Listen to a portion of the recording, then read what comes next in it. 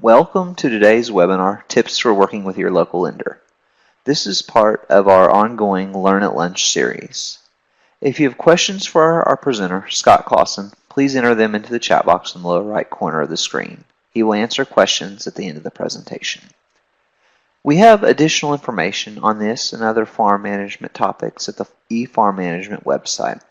I will post the website address into the chat box. Scott, I will turn it over to you now. Well, thank you, Brent, and good afternoon to everybody.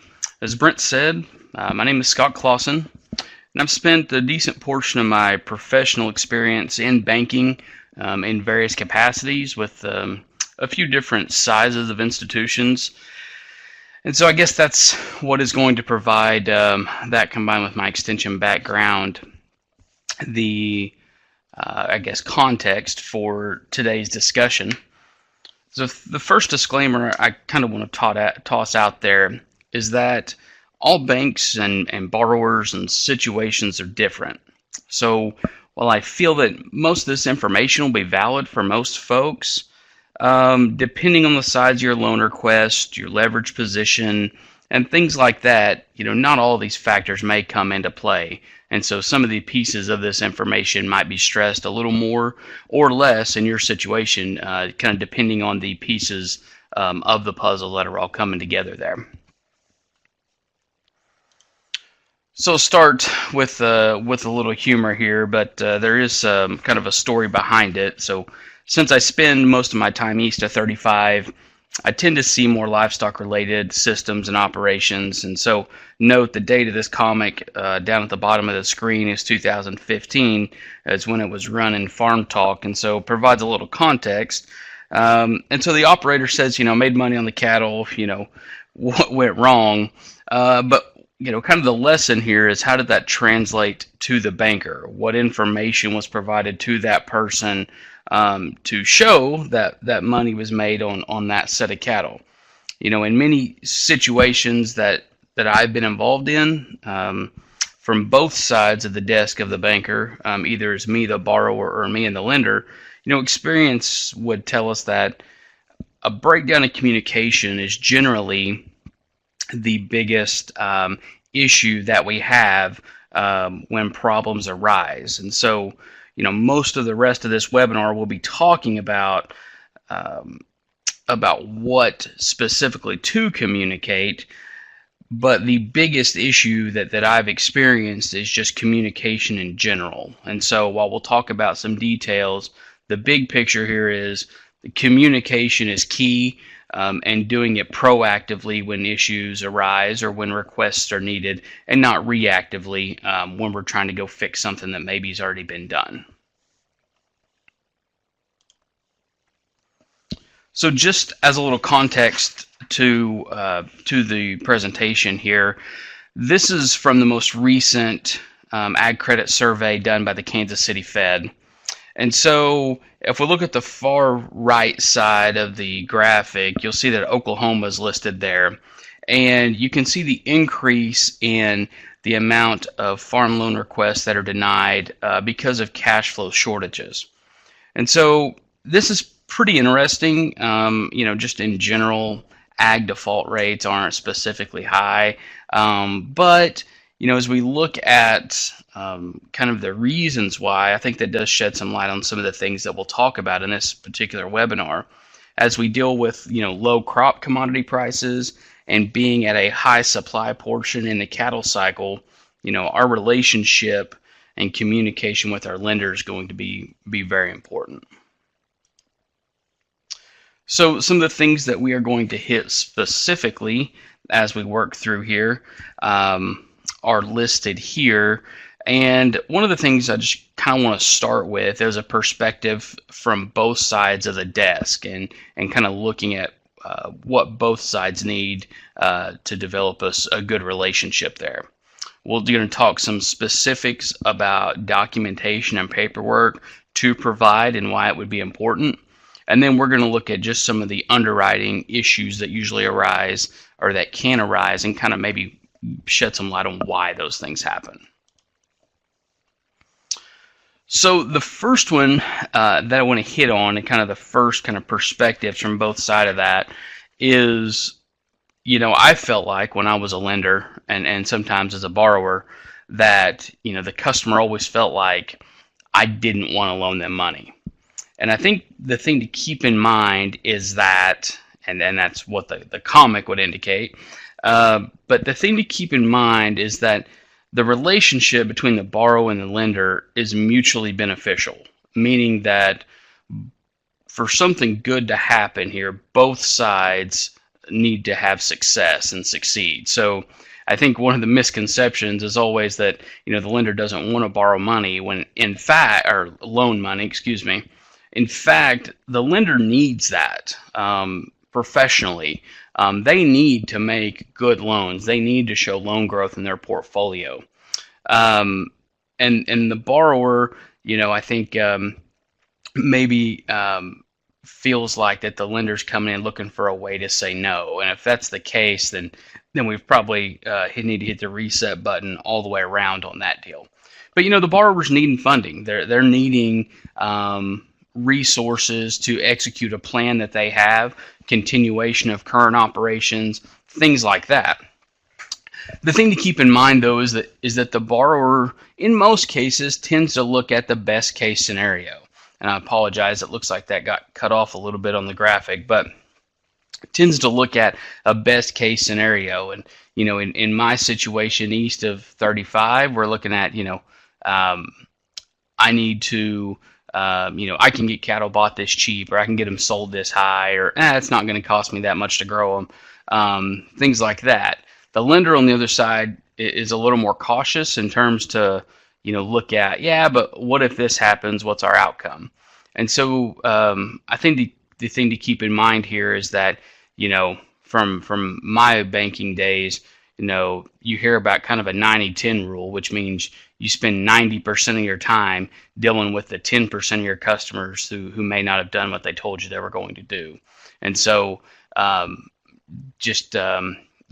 what makes them cautious in nature, is that the good situations you don't have to deal with much. They just kind of work themselves out and everybody moves on, everybody's happy. It's the spending 90% of your time dealing with the problems that arise, which can be a little daunting for the lender. So what, I guess, fundamentally should we provide? And there's usually 3 documents that are requested, or sets of documents that are requested from a borrower. And so these are the credit application, your personal financial statement or balance sheet, whatever they want to call it, it's the same thing, and tax returns. So the thing that I would like to hit on, especially on these first 2 items, the credit app and the financial statement, is to make sure that we take time to complete these, and make sure that information is up to date. I'll be the first to admit, if I need to borrow a little money to do something on my operation, I'll tell you, I can stroll in there without a financial statement and kind of jot one together for them. And I guess this may be a do as I say, not as I do type of situation, but anything significant in terms of borrowing, we really need to spend some quality time developing a financial statement that is accurate and reflective of your operation. The reason for that is that kind of haphazardly filling out the credit app and the personal financial statement can cause some poor assumptions to be made on your financial situation. The financial statement itself at a point in time has some value and some uses, but the real value, I guess, would come from comparing these financial statements against one another over time. So be able to look at, from 3 years ago to last year to this year, and be able to look at, what's happening with our assets or our inventories of assets. What's happening with our leverage position? Are we making progress? Are we paying down debt? Are we not paying down debt? Are we ramping up our debt? That's where the financial statements can really kind of help give us some trend ideas as to what's happening in the operation. And so if we're kind of haphazardly filling those things out, we might remember something this time and forget a little something this time. And, oh, I forgot I had those cattle over there. Or, oh, I forgot that I paid that off or haven't paid it off, whatever it might be, um, can really cause some confusion in terms of maybe if that lender is having to sit down and look at a decent size request and kind of decipher some information. Maybe they're preparing a loan packet for a loan committee to have to approve. Those types of items can really come in and cloud, I guess, the situation unintentionally on both sides. And so I think that's really important both in the credit app and the financial statement to go in and to really do a good job and make sure on those requests that are significant, to make sure we have good financial statements that are accurate and portray the right situation that you have there. So the next one that we'll dive into is that tax return. And so it's a little maligned in terms of financial analysis, and my biggest concern with all farm financial situations is the usage of the tax return as a gauge of financial health, and maybe it being overvalued in terms of what it can provide us. I'm okay with it in terms of its ability to distinguish taxable income. I mean, we've got a set of rules to help us and to work off of there. But if we're going to use it to do some analysis on the farm's financial health, the ranch's financial health, I think we have to pump the brakes a little bit.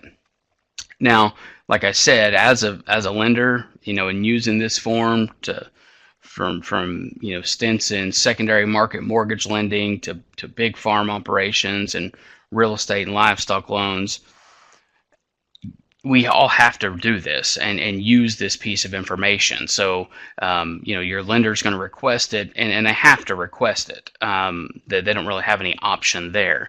But I think what we need to think about is what can we provide with this in order to tell a more accurate picture of our farm financial situation. So, if we look at the bottom, if we're going to use a tax return to rough out an annual cash flow, this is essentially what we would do. Start at the bottom, add back in the depreciation and interest, and that would give us a rough annual cash flow for the calendar year. And then we subtract all our annual debt obligations, and what's left is either positive or negative. That's really rough. And one of my issues with this particular analysis is that, we don't farm or ranch by the calendar year. We don't know, did we sell more cattle this year than we did last year? Did we carry over some sales from the previous year and sell them after the first of the year into this calendar year? We don't take into account any changes in inventory. Did we store crops? Did we sell crops? All of those things. And so since we're not operating in this kind of cut and dried calendar year, and this document doesn't look at changes in inventory in most cases, because the majority of our farmers operate on a cash accounting basis, so it leads to some issues. It can even lead to issues with depreciation kind of inflating our cash flow. For instance, if we financed something and then took our 179 for a majority of it for the year, and that's added back in, from the banker's perspective, that might really overstate cash flow for the year. And so I just see there's a lot of intricacies of the Schedule F that can cause the analysis to not maybe be completely reflective of what the farmer ranch is dealing with that way. So I think from a borrower's perspective, we need to understand that. And so, if we're going in to make any kind of borrow a significant amount of money, we might need to do a little checking on our own prior to then, and just flip up our tax return that we're going to have to provide, and kind of do this quick math and say, whoa, what is this saying about my operation, and is this truly reflective? In a lot of cases, I think most borrowers would say, oh, no, that's not accurate. But from the perspective of the banker, what do we have to show that would back up that this isn't an accurate portrayal of my farm financial situation? And so the onus kind of goes back on the borrower. So I threw this in there just because I knew that was going to be a little negative in terms of a look, but we were not far from this a few years ago, and I guess to me that's why it ends up funny. We were surely hitting the $1,500 wean calf market. So if we look at from a borrower's perspective, what do we have to provide that would either reinforce or provide some different information on our financial picture? These are the things that we could provide. I mean, have we gone out and projected out a cash flow? Maybe we're going to buy a load of steers this time around, or maybe we need to add some cows or something to that effect. What have we penciled out to be able to provide that lender to say, okay, this is kind of what we're looking at in terms of cash inflows and outflows, and how does this kind of look? One of the things that I guess I would love to get more calls on is, hey, we're thinking about doing this. Let's budget this out and provide, an enterprise budget for this trailer load of calves, or we're thinking about, bumping up 30 cows, 40 cows, 50 cows. Let's kind of pencil this out and see what it would look like. I would love to be spending more of my time working with operations one-on-one, doing that type of thing. And I think that would provide, a borrower with some ammunition to say, hey, I realize that the tax return showed this for 2017, but here's why our cash flow kind of looks like that. We've retained on a lot of those calves into the spring, so we'll see those sales in early 2018, or this is why maybe we sold some cows, so it's showing up as a capital gain, and we retained a bunch of heifers this year, so that looks like our calf sales are down. But being able to go through that enterprise budget, provide some context to that tax return, and really help tell the story of maybe what they're looking at and why things look the way they do. Something else I would guess from my experience would need to be communicated is kind of what are we looking at over the next 12 to 24 months? What are our operational plans? I mean, are we steering in, I can imagine out west, maybe we're looking at, well, we're thinking about trying this cotton deal out, and maybe communicating that to our lender, and maybe what their needs are going to be.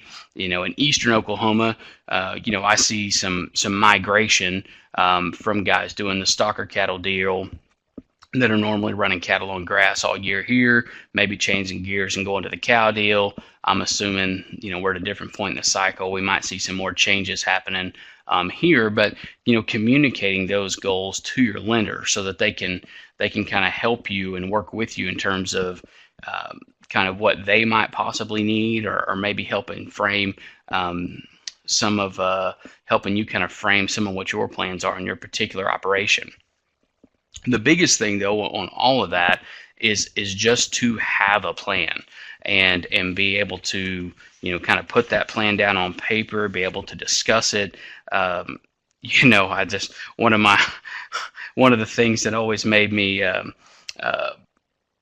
little cautious is, as a lender, was somebody would come in and they'd want something and be like, hey, what do you think it's going to cost? Well, I need to borrow anything you'll give me. I was kind of like, oh boy, sometimes they were joking, sometimes they weren't. And so, but have a good plan, kind of walk through the possibilities and have a plan to mitigate some of those risks that are out there. So when it comes to structure, there's a lot of different things out there to talk about, and I think most people are fairly familiar with this. One of the things in discussions that having with my customers was the term or the length of the loan, and I tried to always I guess I tried to, I don't know how successful I was at it, but trying to communicate that the term is going to be in many times matched to the collateral, and the value of the collateral over time. So, we think about these things over time. You know, why wouldn't we go, 10 years on a cow loan? Well, my 10-year-old cow is not worth a whole bunch. And so as we try to match the value with those cows to the loan amount, we get to about that 5-year mark in most operations. And I've heard some banks going less and some banks going a little longer on that. But at the end of the day, that's really the goal is there, that we want to have the debt paying down at roughly the same pace that the collateral is losing value. And so we're always trying to match those things up. And that's why we see a lot of, our operating notes are on 1-year lines that may be secured by something that's a little more consumable in nature. Long-term loans usually, are real estate secured, and even some of our shorter operating notes, that are tied to maybe annual operating notes that are real estate secured, still would look to have an annual renewal, just because the money that is being used there needs to be annual in terms of its usage. So paid out, paid off, paid out, paid off over that period, even though we might be able to secure it with real estate and keep that intact for a while. One thing that I would caution borrowers on right now, as we're looking at interest rate, we've really been living the good life here recently in terms of rates, and I say recently, over the past decade or so, and that is changing. We've seen the Fed consistently here over the past couple of years start raising those rates a quarter at a time, and that's going to have an impact as we start to see here in the upcoming future on operating lines, and any kind of term debt, even long-term real estate debt. And so we're going to see a higher interest rate environment here in the upcoming future, if we haven't already experienced some of that already, which I know we have. But keep that in mind, and I know we always kind of barter for the best rate possible, but keep in mind that it's costing these banks more now to acquire that money. The CD rates and deposit rates you're going to see are going to go up as well, and so keeping that balance intact will be important there. Collateral, we kind of hit that. I won't hit that anymore. But payment options, I will hit. I guess some of the training that I went through as a commercial lender, said you can negotiate on about everything. The one thing you shouldn't negotiate on is the payment situation, and not necessarily the amount, but negotiating on the frequency and the structure of the payments. And so whether it's an annual operating note, whether it's going to be monthly payments, they need to match the cash inflows from the loan. And so keep that in mind, is that, usually if you're wanting something, if you're going to be generating revenues regularly, monthly, daily, annually, whatever it might be, your repayment structure most likely is going to match that. There are exceptions. Good relationships will lead to, with your lender, will lead to some variance on those things. But keep in mind that those, almost everything that we've talked about to get today is a negotiation, and relationships are very, very important. So I'll speak from my personal experience. I could do some things to really try to bend some of the norms for customers if they were good customers that have been with me for a while, and I felt like we had a really good relationship of doing things. But if somebody was just coming in, hitting me over, well, I'm going to leave for 1/4% better interest rate over across the street, a lot of times, that really limits what you can do to help out. And, a lot of folks want that, pick up the phone, call their banker relationship. And to get that, to do business like that, we need to stay focused with somebody that's got a good relationship, and we've had a good working relationship established over time. So just to wrap up here, I think looking at my clock, we're pretty well at the time that Brent wanted me to get to. Just remember that bankers do have policies and rules and regulations that they have to abide by. And so sometimes it's not the fact that they don't want to do whatever it is maybe they've been asked, it's the fact that they can't do those things. And so we're seeing that over time. We're seeing more regulation over time. And so we have to keep an understanding that as the borrower, there's things you can and can't do, and as the lender, there are things that they can and can't do as well. Spend time on the financial documents and decisions, and make sure that we don't just provide the basics and the requested information. So sure, we have to provide those things, but it sure is nice to take time and going over those things and understanding kind of what they tell us about the operation. And maybe we need to spend some time